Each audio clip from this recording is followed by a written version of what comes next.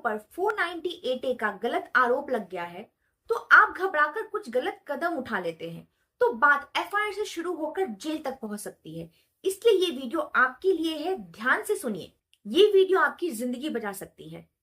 नमस्कार दोस्तों, स्वागत है आपका फिर से आपके अपने लीगल चैनल पे। दोस्तों वैसे तो मैंने 498A के ऊपर वीडियो ऑलरेडी बना रखी है, लेकिन ये वीडियो मैं और भी एक्सप्लेनेशन के साथ लेके आई हूँ, क्योंकि बहुत सारे ऐसे स्टेट है जिसमें 498 को बहुत ही गंभीरता से लिया जाता है। जिसमें one of the state Bihar है, जिसमें 498 में 8A में एंटीसिपेटरी बेल तक नहीं मिलती है, हाई कोर्ट से भी नहीं। आज हम जानेंगे कि 498A किस परिस्थिति में लगता है, गलत केस कैसे पहचाने जाते हैं और सबसे जरूरी इमीडिएट लीगल प्रोटेक्शन स्टेप क्या क्या हो सकते हैं।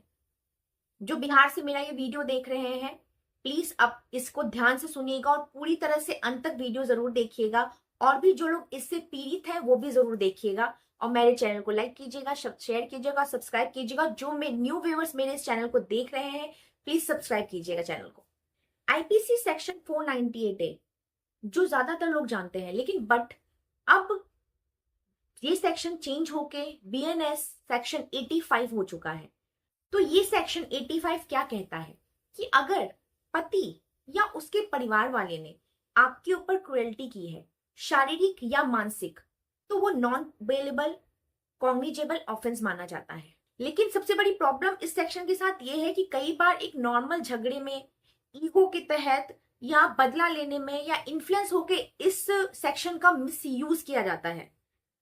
गलत सेक्शन 85 बीएनएस को हम कैसे पहचाने, जो आईपीसी 498 था पहले, तो उसको कैसे पहचाने ये हम जानेंगे। जैसे कि एफआईआर, बिना वार्निंग के एफआईआर हो जाना, सबका नाम जोड़ देना आपकी फैमिली में, ठीक है, पुराने चैट्स, कॉल रिकॉर्ड, एविडेंस, और ऐसा कोई एविडेंस भी ना होना फिर भी एफआईआर आपका हो जाता है।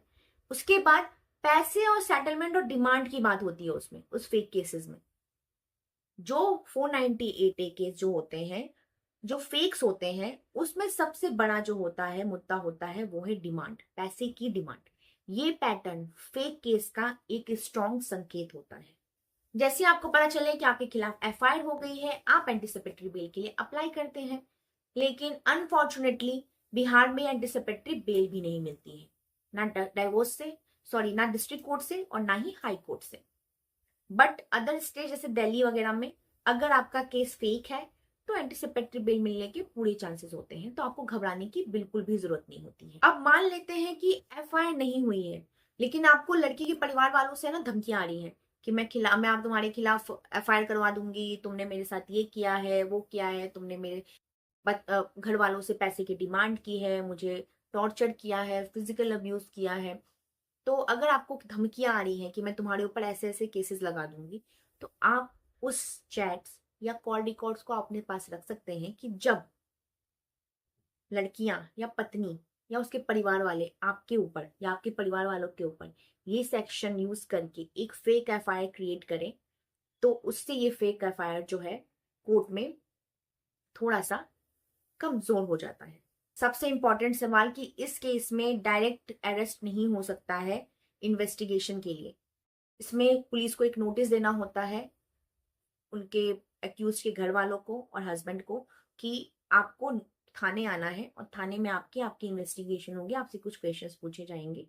इसलिए अगर आपका डायरेक्ट अरेस्ट होने का कुछ चांसेस है तो आप ये बात पुलिस वाले को समझा सकते हैं कि सुप्रीम कोर्ट की गाइडलाइंस के अकॉर्डिंगली आपको सबसे पहले हमें नोटिस देना है, तभी आप हमें ले जा सकते हैं।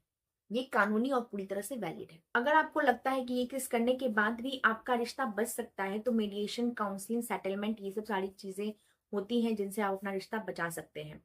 तो सेटलमेंट डर के कारण नहीं करिएगा कभी भी। सेटलमेंट एक अंडरस्टैंडिंग के तहत ही होना चाहिए। 498A हमेशा ही बुरा नहीं होता, वो उन महिलाओं की सुरक्षा के लिए बनी हुई है जो सही में इस तरह के दर्द से गुजर रही हैं और अपना पक्ष तक नहीं रख पा रही है, ना कोर्ट के सामने ना पुलिस के सामने। लेकिन एक गलत केस असली विक्टिम्स की आवाज को कमजोर कर रही है। इसलिए कानून से भागो मत, कानून को समझो, डर कर नहीं, तैयारी के साथ जवाब दो।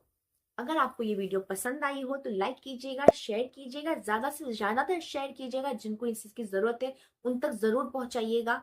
और जो मेरे न्यू व्यूवर्स हैं प्लीज मेरे चैनल को सब्सक्राइब कीजिए, ज्यादा से ज्यादा लाइक कीजिए, व्यूज दीजिए और शेयर कीजिए।